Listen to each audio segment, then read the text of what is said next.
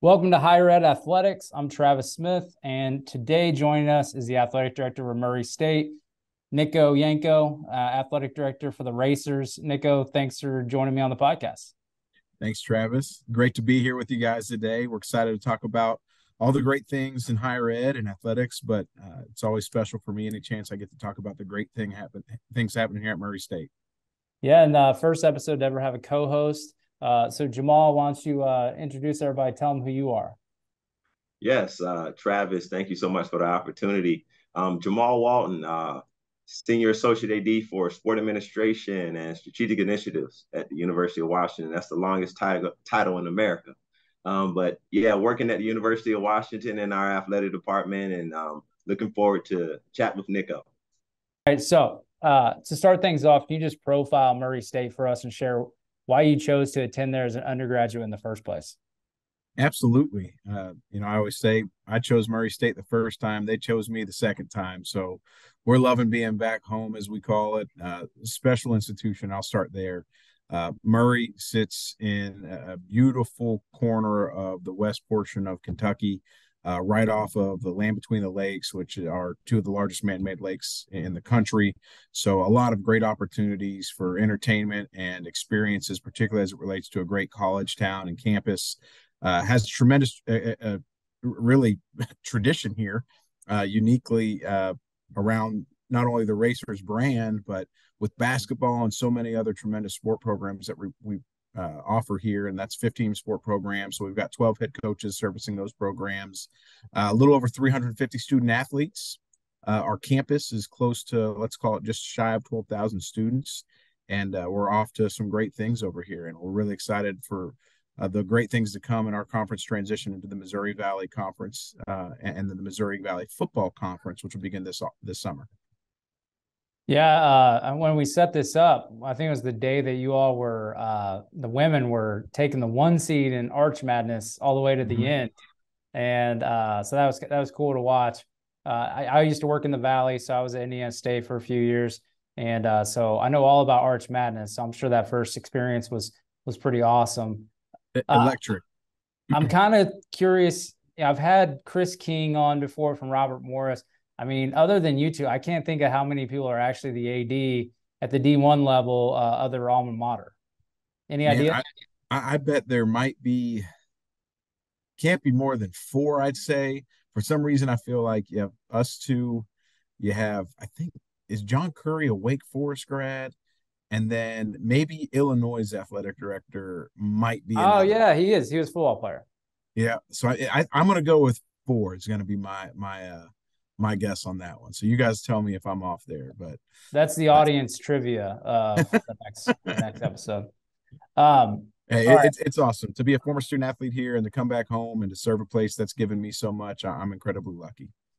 Yeah, you said you tore your ACL against IU, so I hope my affiliation with IU doesn't bring back too bad of memories. Usually, I record this from Memorial Stadium back in the day, so the turf's been updated since then. I'm sure if that was the reason. I'm not sure. Yeah, I'll put it on that. Not the fact that I should have stayed in the pocket on that play, but no, it was a great place to play. Got a lot of respect for the Hoosiers, and they did a great job that day, and as they continue to do so. But man, we're just loving being back, and like I said, this place has given me so much in my life, and this is a chance for me to pay it forward. Well, so you got a young family now too, right? I think I saw on Twitter a while back just had another baby. So how's the family adjusting being back? And is your wife from there too? So my wife is from Southern Illinois. She actually went to Mizzou. We met a few years after she graduated from at Mizzou. She was a cheerleader there, and so we're back home. This is kind of where both of us grow up, and a great regional setup for us. And we're really enjoying that opportunity to be back this way, closer to family. But for us, we've got two special little ones at home. Cheney, our daughter, our oldest, she'll be 23 months old here next month.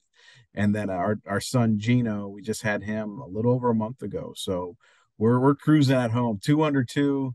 They keep us busy, but man, it's so great, these jobs we all have, just to go home and they just light up your world. And you think you had a rough day or a tired, you're tired, you go home and you get a whole new boost of energy, just getting to hug them and play with them. And whether it be just hanging out, watching Bluey, that's kind of our big thing right now. or kicking dinner and just kicking back. So I'm lucky, I'm blessed, and couldn't be more grateful for my wife, Marnie, and those two little ones at home. I'd be lying. I saw Jamal, you kind of indicating that with your hands too. I mean, I'm a big Bluey fan. We watch the shows, we read the books. I do the accent of the dad. I mean, Yeah. I'm not going to put either of you on the spot. I was going to say you might have to bring that one up here. That's pretty impressive if you can do the accent. Yeah, I can't do. Bluey's one for me, and then Blippy. Blippy's the new guy on the block. Yeah, I'm You not a gotta big have a Blippy B and a fan. Y at the end of your name. I think Blippy's a little creepy, man. But let's get back on track. So what was your initial strategy and list of priorities when you prepared for the interview and upon taking the job? Because a lot of people that listen to this are not necessarily athletic directors, but they're people like Jamal that are could be taking that step soon. And this is your first head AD job. But just kind of thinking your initial strategy going into, obviously you knew the place, so you had a little bit of advantage there, but it's changed over the years. But just kind of using your experiences, how did you kind of approach that interview, and then once you got the job, how those strategies would come into play? I'll offer this as one. I'll try to take my Murray State grad or two-time grad hat off and former student athlete first, and then I'll get into that later on. Because honestly, it's probably how it progressed is approached it as a traditional candidate, and then as it progressed, why it made so much sense for us down the road too. But for me, I did a lot of homework, not only on the direction the institution was going, which is in a great path, and the conference transition, but also really reviewing the vision of the university president. And here I couldn't be luckier than working with and for Dr. Bob Jackson, who's tremendous, but having the ability to really connect and understand his vision for athletics and its role on this campus was first and foremost one of the top priorities for me and how we were going to approach this opportunity.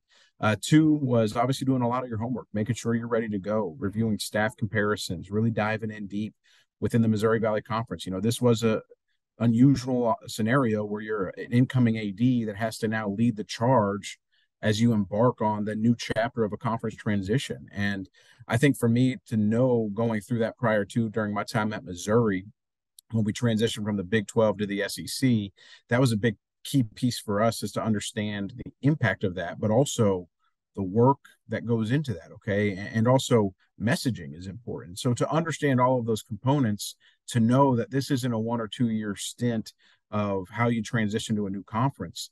This is a 7+ year type of transition here that we have to be ready for, and we have to do all the right things. So it's understanding that the university was ready to make the commitment for the new athletic director to come in and really have an opportunity to propel this thing forward. So I'll start with this. It starts at the top with the president, and making sure that my vision for athletics aligned very much with what his vision in this case, and also the case of what the institution's role is for athletics on that campus. The next step for us, it made a lot of sense personally. Okay. Didn't take much for me to have interest in coming back to my alma mater. Was a quarterback here. Got 2 degrees while I was playing. My junior and senior year on the field, I had a chance to start earning my master's while I was starting at quarterback. I love this place. And for me, I was already running. But after having a conversation with the president, and for this search, Drew Turner led the charge. I'll give him a shout out. He did a tremendous job through that process. We were sprinting. Okay. This was an opportunity that you didn't have to convince me twice to come back, keep basketball moving on a great trajectory, but also the impact of all the other sport programs, right? We're going to invest in basketball, but not at the detriment of the other sport programs. And to know that and to talk through that during an interview process was really key for me, right? Because though Murray State is known for tremendous basketball, whether it be obviously, Jaws out there doing his thing with the Grizzlies, Cameron Payne, two lottery picks that have come out of here over the past decade.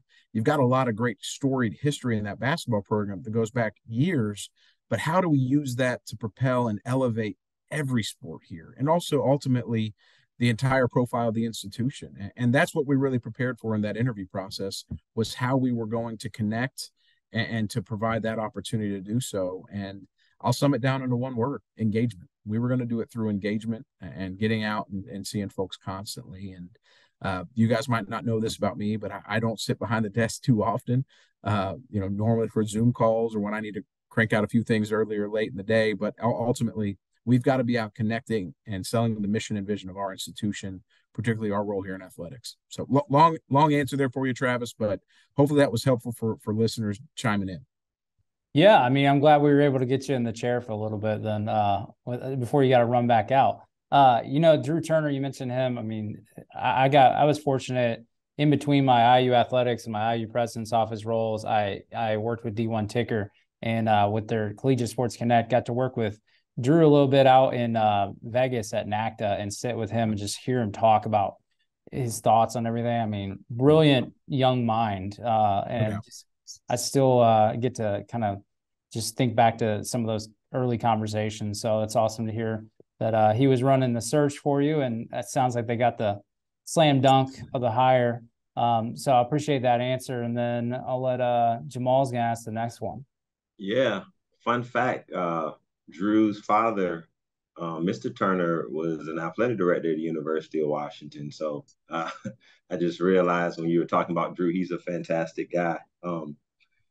Nico, so you were talking about leading the charge, you were talking about alignment. So my question is, what is your approach to coming to a decision either individually or with your senior administrative team?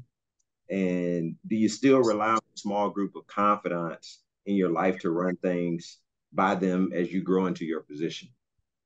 Absolutely, no doubt. And look, as a first time AD, or even if you're sitting here as an AD who's been doing this for a long time, I think you're only as good as the people you surround yourself with.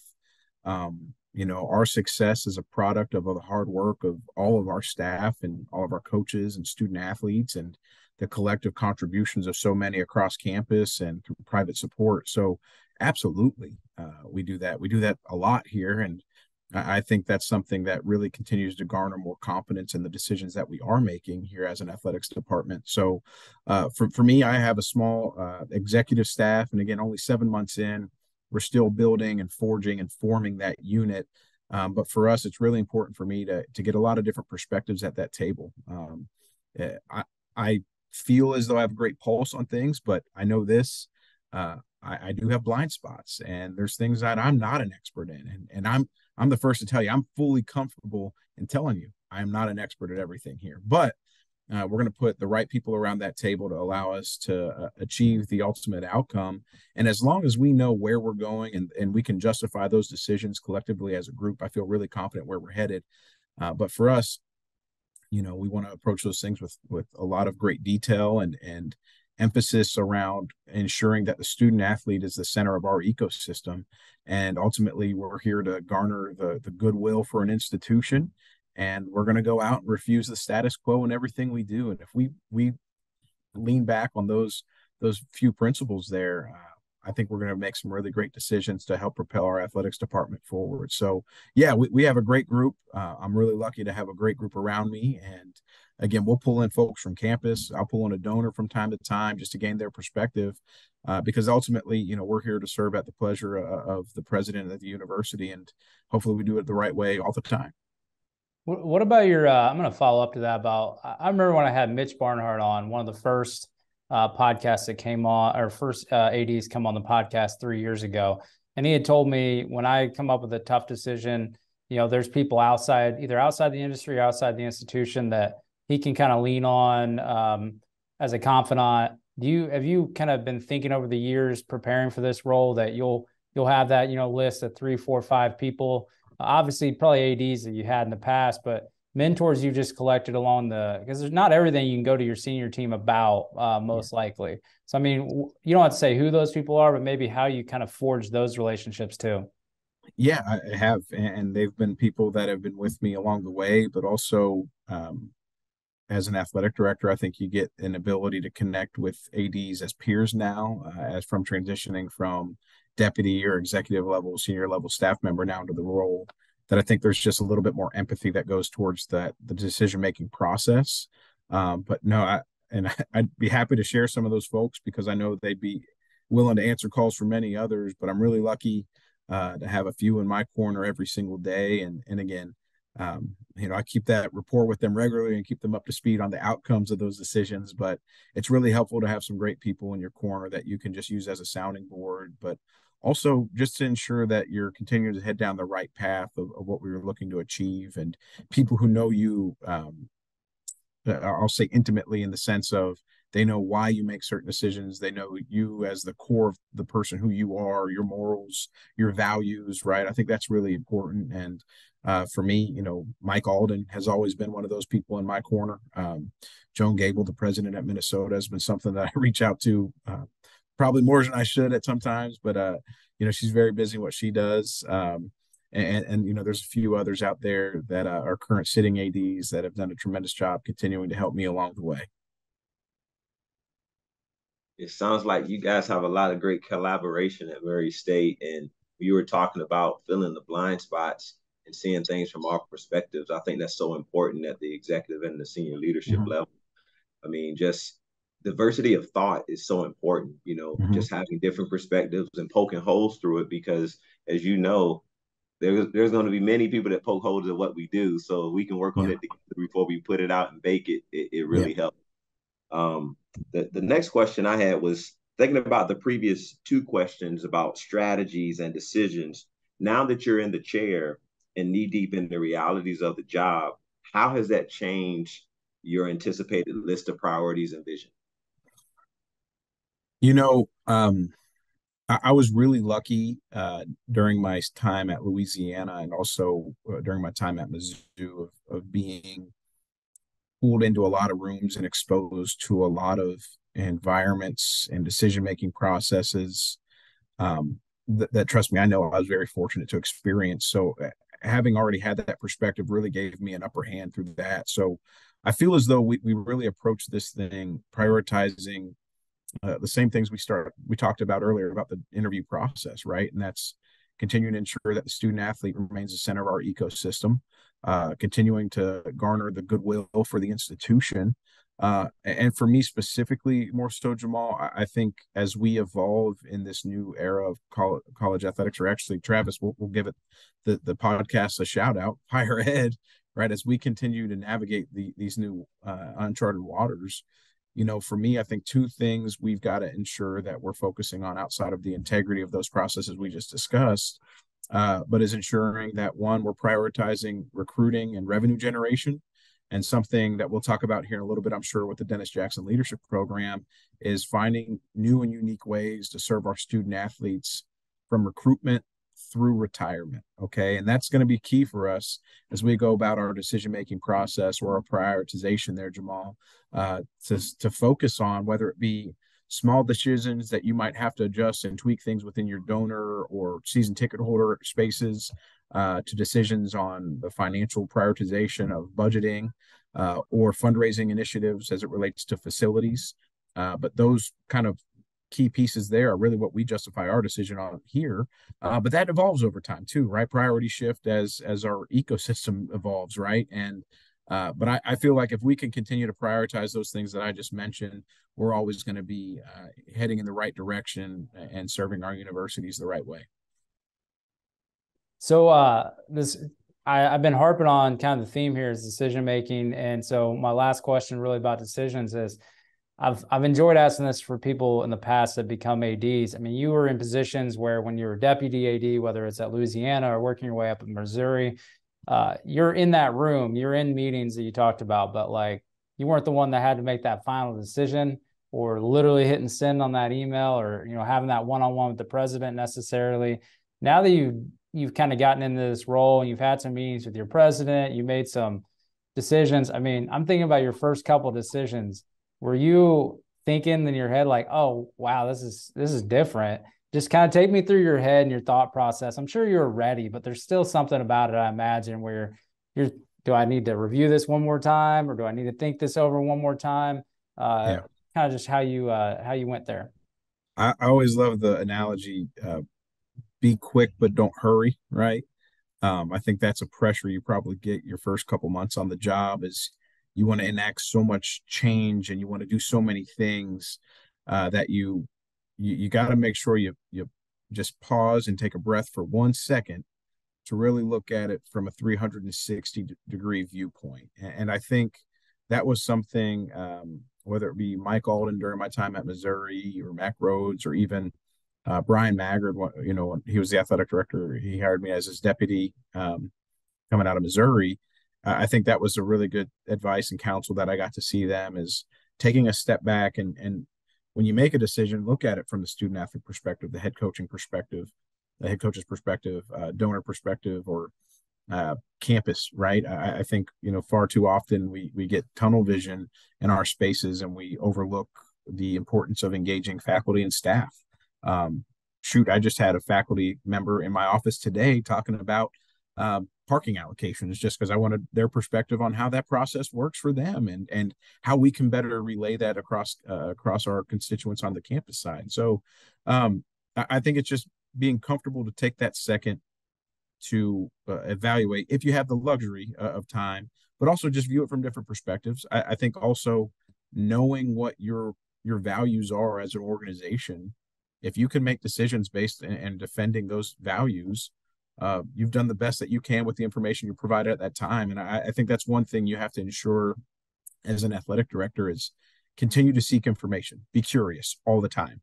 It doesn't mean you don't trust the information provided to you, but I think you continue to find new ways and avenues to engage different groups, to continue to collect more information as you go about your decision-making process, and who to involve in that decision-making process, right? I think those are all important things.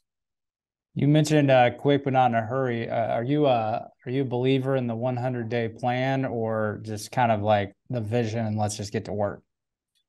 I think there's something, you live in between that. Travis, for me, we certainly had a lot of things we wanted to accomplish coming out in my first 100 days or so. And for us, it was a lot more about listening and learning, but also leading, right? I think at times there's voids of leadership in athletic departments, and it's in our job as the AD where the buck starts and stops with you. And if you lead by example, folks won't be afraid to do the same. And I think that was really important for us, to get out, to continue to engage folks within our 18 county service region, throughout the region that we focus on here, whether it be St. Louis, Nashville, so on and so forth, Evansville, and we keep going.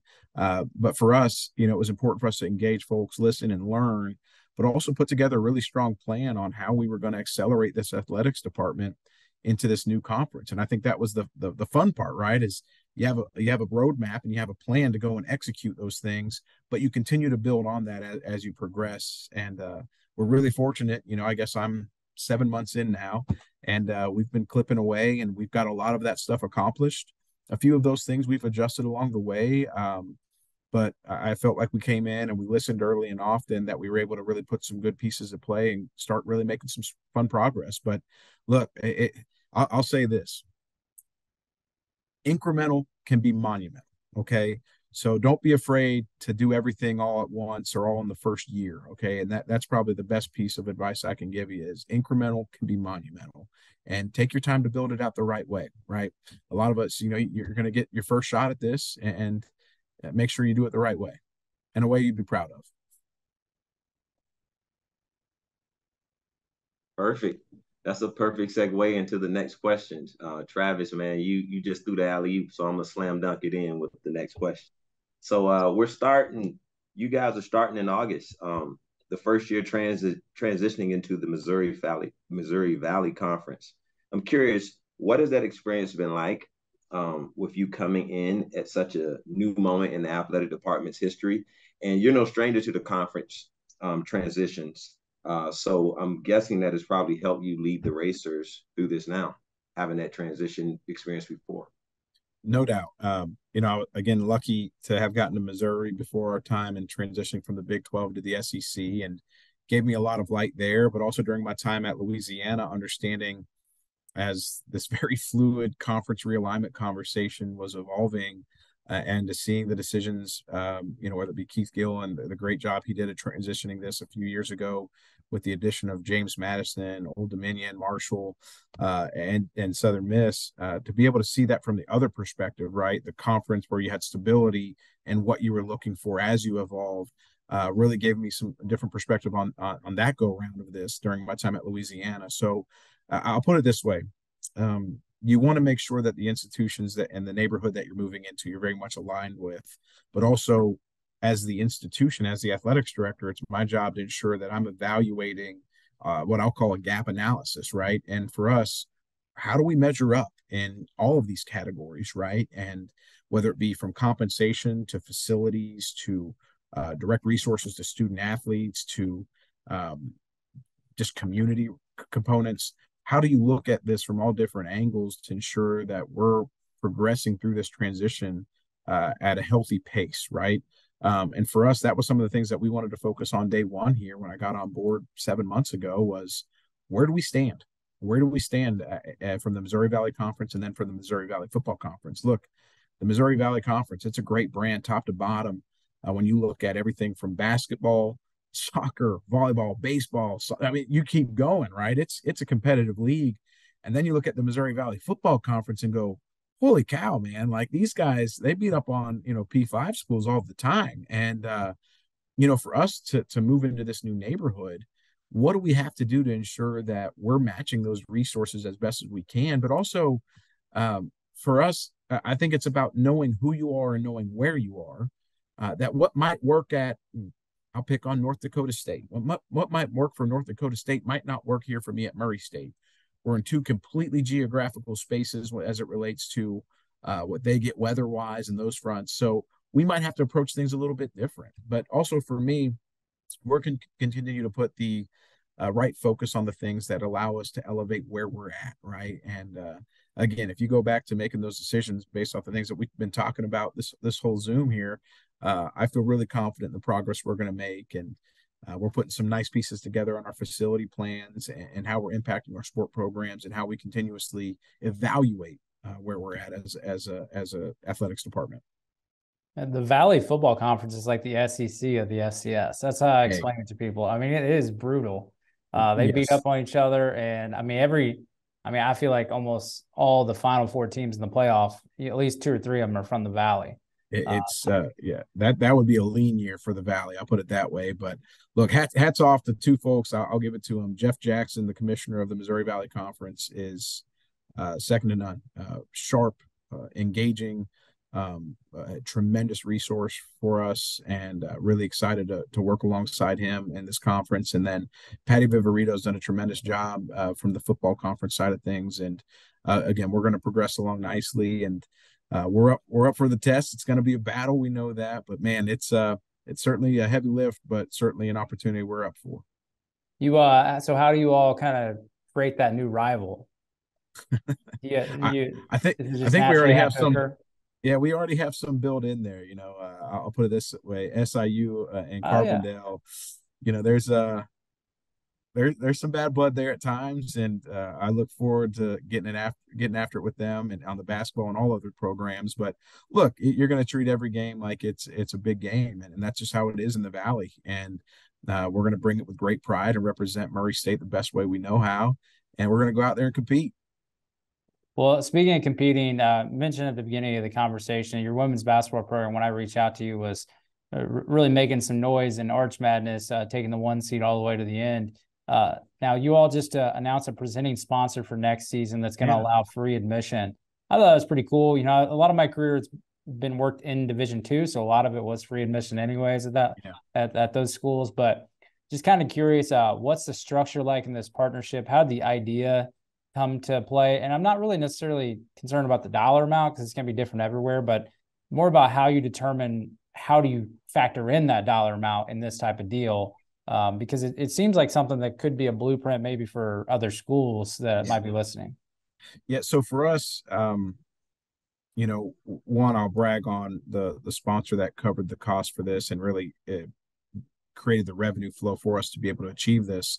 And that's CFSB. They're one of our best partners here in our region, and tremendous folks. And Jason Jones is their president, and really appreciate his friendship and support in everything we do. And for us, it started with a conversation with Rochelle Turner, our women's basketball coach, and how we can grow the brand of basketball here in West Kentucky and within the region. And for us, we explored the free model. A lot of us have the education game, right? And that always brings great attendance, but we want to explore a model of K through 12 would be free, and focusing on that family environment, right? How do we attract families to these events? And for us, that proved throughout this past season that families would show up when the kids were free. So we started gauging and started breaking down all the details that went in behind the scenes here from, okay, well, how much revenue are we bringing in off of ticket sales, season and single game? What is our cost analysis of this? How much are we, charging for everything you have to do on as it relates to allocated seats with staffing, ticket takers, those parts of event staffing and everything that goes into the operational side. And we really did an analysis and sat down and said, okay, well, hey, what do we want to go out and do? Well, we want to continue to elevate the exposure for this program and create a family friendly experience for our folks. So we decided to go down this path of, okay, well, let's look at a free model and what it would take to cover more or less all of our expenses and all the details to ensure that we're not losing or going backwards in the revenue conversation. But if we can, how do we go even further? So what we decided to do was sit down and really map this out, and sat down with Jason and his team at CFSB and found an avenue for us to more.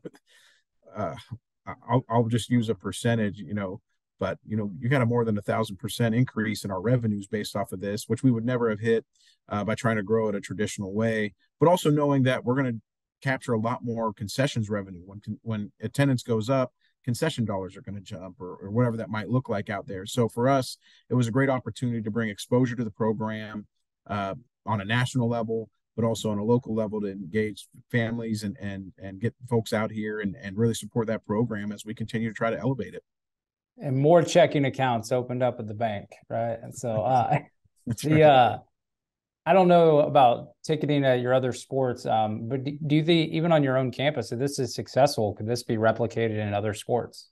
Oh, no doubt. I think you'll definitely see this trend continue if it makes sense on other campuses. Some schools have great following already as it relates to women's basketball, but for us to get this thing up to where we want it to go, we wanted to find an opportunity that reflects our fan base and an opportunity to bring exposure to the program and get more butts and seats and make it such a fun experience that folks want to keep coming back. So yeah, I could definitely see this trend picking up at schools where it could make more sense if they're lucky enough, like we do, to have great sponsors that come to the table and allow us those opportunities to present them to really transform what we're doing from a fan experience side of the house. That's fantastic. And I tell you, if you can get the kids, you're going to get everybody else. That's it. That's a great That's approach. the secret. Well, you talked about the Dennis Jackson Leadership Program, and even earlier you were talking about recruitment to retirement. So the next question, can you tell us about the Dennis Jackson Leadership Program and what considerations went into this program? Yeah. And do you think having this in place will help you build on it with the holistic approach to programming and the mental health changes coming out in the NCAA Transformation Committee report? No doubt. So the story behind this really, I'll talk about Dennis and his legacy. Dennis was our first African-American student athlete at Murray State, played football, ran track here, tremendous human being, and lives a life of servant leadership and impacting communities and young people, and has been just an incredible beacon for our institution in everything we do. And naming the program after him was a no-brainer. And as we went through this, we wanted to come up with what the program cost would look like. And we did a lot of analysis and looking at other programs across the country. And we wanted to boil it down to a few pillars, right, of what the component of the holistic experience would be for our student athletes. And this is, I'm telling you, the Dennis Jackson Leadership Program is in is in every conversation we're having here, because it all comes back to how we can continue to grow leaders on our campus and these young people, but resourcing them. And Jamal, as I mentioned earlier, serving them from recruitment through retirement. And how do we do that? So we wanted to look at a program that focused on, the details of career readiness, right? That we always want to talk about, but how do we make that real? And how do we create transferable skill sets for them while they're on our campuses? And we wanted to look at micro internships and opportunities that presented them throughout the summers where they had time to take on these opportunities, which led to networking opportunities. We have a great group of alums within our Murray State network, but also us as professionals. How do we continue to create and connect some dots for these young people as they go on to look and explore life after sport here, and from that angle. So we wanted to look at those two pillars first and finding real paths. And this came from a conversation I had with one of our student athletes, and he said, "Hey, Nico, I wanted to get in a career of sales." And I said, "Okay, well, talk to me about your experiences. What are you looking at, and what have you done?" He said, "Well, I took a class, and we talked about it in class." And he was like, I've taken a class on sales and how we can, I can progress there. And I'm going, "Well, walk me through your real life experiences." And he said, "Well, I guess I don't have any outside of, I play, the example is football here. And, I just really want to pursue this. I think I'd be really good at it. I think I'm very personable, and I think I can, do what the class was sharing with me." I said, "Well, walk me through your references. Walk me through your board, if you will. Who are the people in your corner helping you take that next step?" And he said, "Well, he used our football coach's name. And then he said, 'Well, maybe would you make a call for me?' And I said, 'Well, yeah, of course we're going to be there for you, but who's helping you break into this career that you're wanting, right? What's that next step?" And he just, kind of a blank stare. He said, I really don't know. Maybe my dad or my uncle could help me." And I said, "Well, look, we've got to put together a plan here to provide these young people with exposure and genuine connectivity with people that want to help put these people in the next place to move their industries forward, right? So let's create an avenue here within the Dennis Jackson Leadership Program that presents them that pathway." The next pieces of this were the NIL education and preparedness. So continuing to focus on that networking component, some of the resources that we can provide here within the framework of our NIL entities that we have to support our student athletes through that process, coaching them up with some brand management coaches that'll come in from time to time to give them some opportunities to grow. One of the bigger pieces here is the financial literacy part, which is very important for us as the direct resource to student athlete conversation, whether it be through whether it be the cost of attendance details, name, image, and likeness, all these things that are now within our ecosystem. How do we better prepare our student athletes to manage those areas, right? So that was a big thing that we brought in some career experts to come in and really focus on providing some personalized financial literacy opportunities and counsel, if you will, to present them with these real life scenarios where they get to choose how to not only focus on how they manage their dollars, but also, does investing come in the conversation? What are you actually doing to accrue wealth and to focus on setting yourself up for the next chapter? Does that make sense?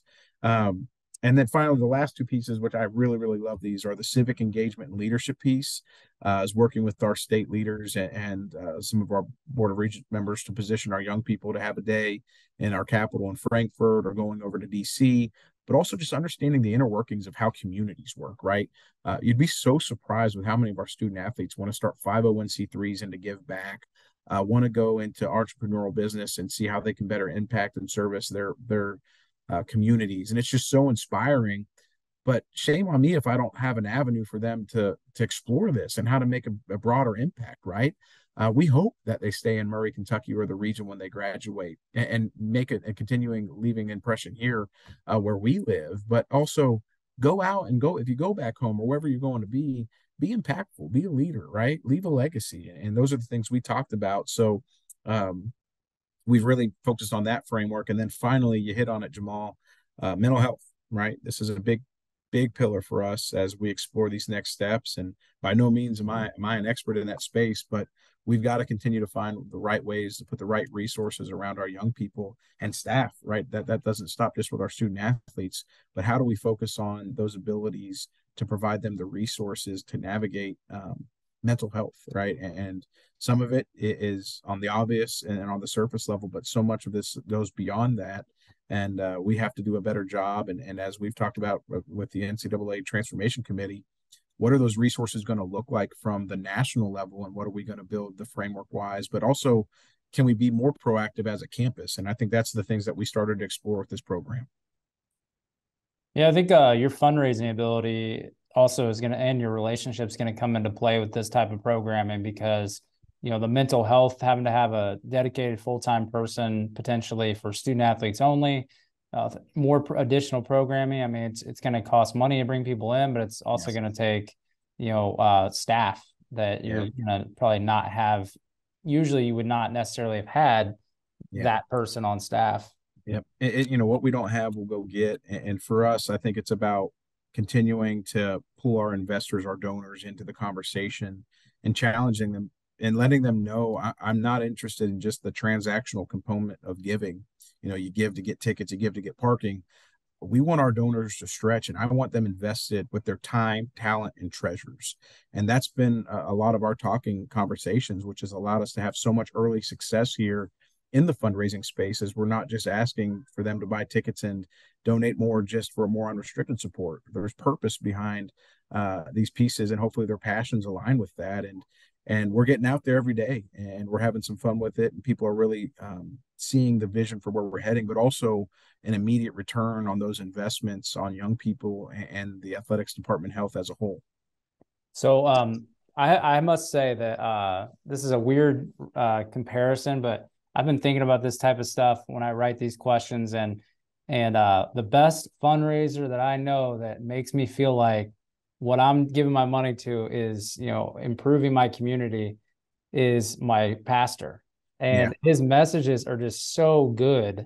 And like his giving messages, it almost is like he's not really asking me. He's just telling me how we're going to use your giving. And like, it's just so he's going to actually be on, I'm going to get him on the podcast. I've got to schedule. There you go.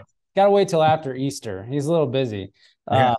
But it's just, I feel like athletic directors could learn from that type of messaging too, of like bringing in this community, especially as we start getting into these more, the whole holistic view of the student athlete that, so I can pull my inspiration from anywhere. I feel look, and no doubt. And we can't do this by ourselves. And, I think each AD has their own unique philosophies of how they want to manage and focus on their department. But I'll tell you this, if you're not growing, you're dying. And for us, we're going to be aggressive in that space, but we want to do it in a genuine and authentic way that makes people feel like they're a part of this, because they're a big part of this. And we can't do what we do without our, very, very special alums, supporters, and friends of the program, our sponsors.